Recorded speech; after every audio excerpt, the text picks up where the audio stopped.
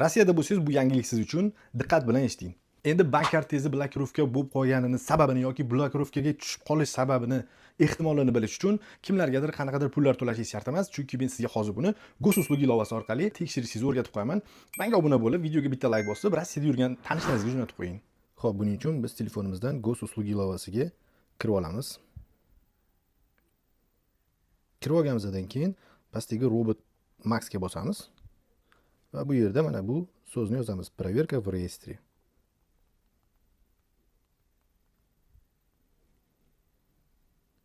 Xo'p, yozganimizdan keyin bizga shunaqa punkt beradi. Uni birinchisida mana поиск иностранца в реестре контролируемых лиц. Shunga bitta bosamiz.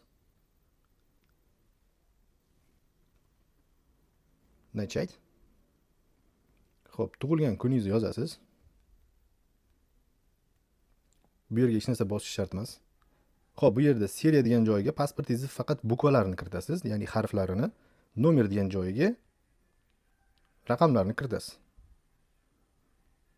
Va pasportingizni berilgan datasini kiritish kerak bo'ladi. Pasportingiz berilgan datasini, kunini kiritganingizdan keyin продолжить tugmasini bitta bosasiz. Shu rezultat bo'ladi. Shunaqa yashil галочка bilan отсутствует в реестре контролируемых лиц chiqqan bo'lsa, demak siz reyestrda yo'qsiz.